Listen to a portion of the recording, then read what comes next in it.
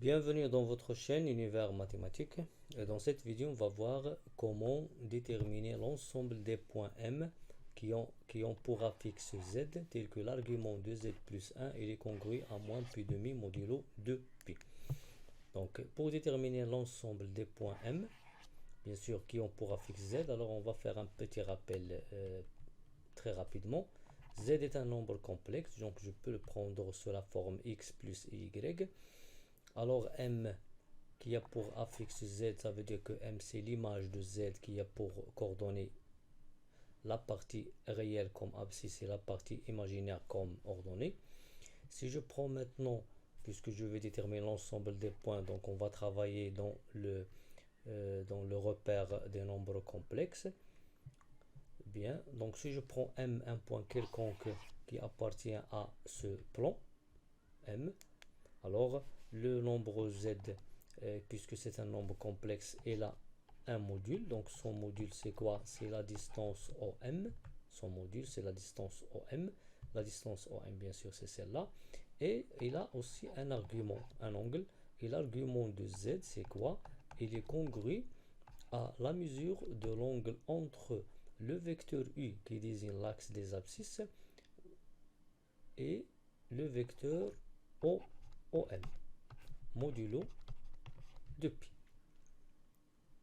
Bien, c'est cet angle-là qui désigne l'argument et je le note alpha. Bien, donc lorsque je prends un point M du plan, alors ça veut dire que la distance OM c'est le module de Z, puisque bien sûr M est là pour affixer Z, et l'argument de Z c'est la valeur de alpha, c'est l'angle alpha. Bien, maintenant on veut déterminer l'ensemble des points M qui ont pour affixe Z, tel que l'argument de Z plus 1 il est congru à moins pi demi modulo 2pi. Donc pour passer à l'argument, on va commencer par Z plus 1.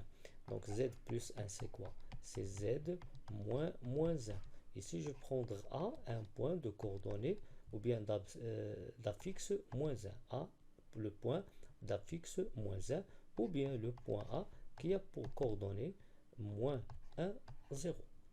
Bien. A, c'est le point qui a pour affixe moins 1. Maintenant, c'est quoi Z plus 1? C'est l'affixe du vecteur AM, puisque le vecteur AM, son affixe, c'est ZM moins ZA. ZM, c'est Z. Et ZA, c'est le moins 1. Et Z moins 1, c'est Z plus 1. Par suite, Z plus 1, c'est l'affixe du vecteur AM. Maintenant, on a l'argument de Z plus 1. C'est quoi? Donc, l'argument de Z plus 1, c'est la mesure de l'angle entre U et ce vecteur-là. Donc, l'argument de Z plus 1, il est congru à la mesure de l'angle entre U et AM, modulo 2pi. Bien. Et d'après l'énoncé ici, l'argument de Z plus 1, il est congru à moins pi demi modulo 2pi. Ça veut dire, d'après l'énoncé, ça veut dire maintenant, puisque l'argument de Z plus 1, il est congru à cette mesure modulo 2pi, et l'argument de Z plus 1, il est congru à moins pi demi modulo 2pi, c'est-à-dire maintenant que, eh bien, ça veut dire que la mesure de l'angle UAM, il est congru à moins pi demi modulo 2pi. Normalement, d'après cette mesure, ça veut dire que les deux vecteurs sont orthogonaux. Bien. Premièrement, pour déterminer l'ensemble des points, on va placer le point A. Le point A, on a dit qu'il a pour affixe moins 1, c'est ZA, c'est moins 1 plus 0i. Ça veut dire qu'il a pour coordonnée moins 1, 0. Donc on va le poser ici, c'est moins 1, 0. Ça, c'est moins 1, 0. Puisque maintenant, on veut déterminer les points M tels que AM et U sont la mesure est égale à moins pi demi, ça veut dire que les deux droites sont parallèles. La droite dirigée par U et la droite dirigée qui passe par A et seront parallèles. Donc on va tracer la droite qui passe par A et perpendiculaire à la droite dirigée par U.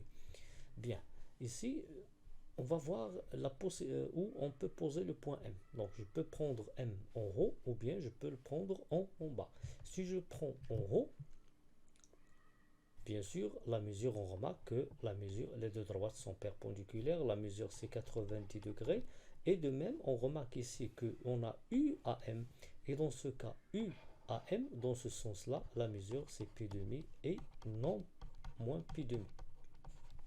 Donc, pour placer M, on va le placer en bas et pas en haut. Donc, on va le prendre en bas. Si je le prends en bas, on remarque ici que le vecteur U et le vecteur AM sont perpendiculaires ou bien orthogonales. Et dans ce sens-là, cette mesure, c'est moins pi demi. Ça veut dire que le point M, elle appartient à la demi-droite d'origine A et qui est dirigée vers le bas. Bien. Est-ce qu'on va prendre le point A ou non? Bien sûr, si je prends Z égale à ZA, ici on va obtenir moins 1 plus 1, c'est 0.